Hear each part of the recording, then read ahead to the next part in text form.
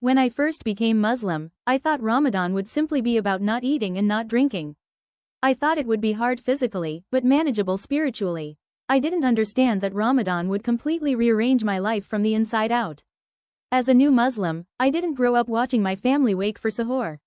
I didn't have childhood memories of lanterns glowing in the living room or the sound of Quran filling the house before dawn. My Ramadan began quietly, privately, almost secretly. And yet, it became the loudest spiritual transformation of my life. My routine started before the sun even thought about rising. The first morning of Ramadan, when my alarm rang in the darkness, my heart was already awake before my body. There was a strange mix of fear and excitement. Fear that I wouldn't be strong enough. Excitement that Allah had allowed me to witness this month as a Muslim. I would sit up slowly, letting the reality settle in. I am fasting today, for Allah. That thought alone made the early waking feel honorable rather than exhausting.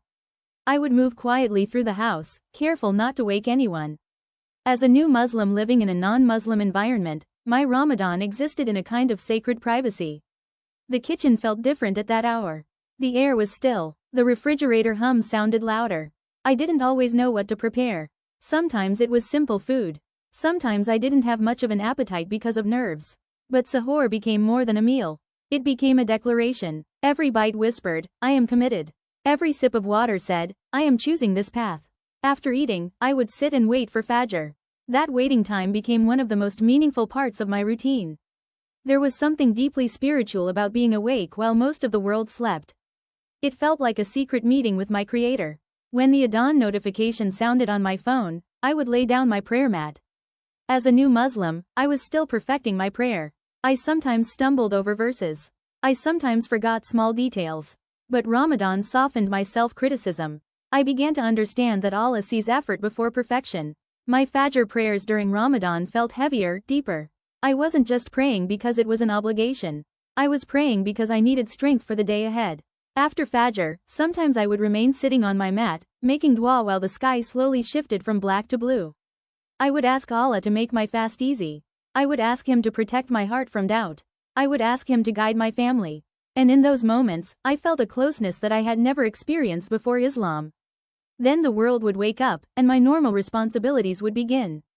School, work, chores, conversations. But everything felt different because I was fasting. Even the simplest tasks felt layered with meaning. Walking outside under the sun while thirsty reminded me that this life is temporary. Listening to others complain about small inconveniences reminded me to guard my own tongue. By mid-morning, the physical challenge would begin. My body was not used to this rhythm. I used to snack whenever I wanted. Drink coffee whenever I felt tired. Ramadan stripped those habits away. At first, I felt irritated by the discomfort. My head would ache, my energy would dip. But gradually, I began to see the wisdom in it. Hunger slowed me down. It forced me to reflect. It taught me discipline over impulse. As a new Muslim, I was also battling something deeper than hunger. I was battling insecurity. There were moments during the day when I felt different from everyone around me. I would sit in a room full of people eating lunch, and I would quietly sip nothing. Sometimes someone would ask, "Why aren't you eating?" And I would explain gently. Other times, I would simply smile. Those moments felt isolating, but they also felt empowering. I was choosing obedience over comfort. And that choice strengthened me more than I expected. Around midday, fatigue would settle in. That was when my thoughts became louder. Doubts sometimes crept in. Am I doing enough? Is my Quran reading sufficient? Do my duas sound sincere? But Ramadan taught me to redirect those thoughts. Instead of asking if I was enough, I started asking if I was sincere. Instead of focusing on quantity, I focused on presence. Even reading a few verses of Quran with full attention felt more meaningful than rushing through pages distractedly. As afternoon approached, anticipation of iftar would quietly build. But it wasn't just about food. It was about completion. About reaching another sunset having honored my commitment. I would start preparing my small iftar setup.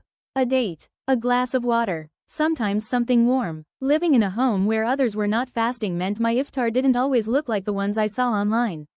There were no large family gatherings or decorated tables. But I began to appreciate the intimacy of breaking my fast alone.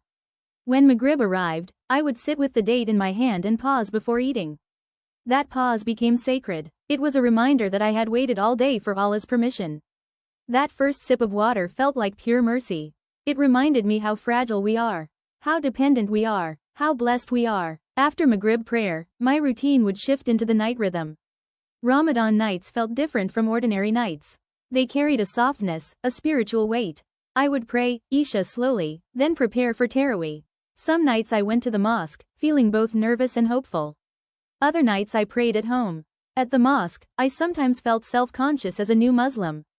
I worried that others could tell I was new, that my movements weren't as confident.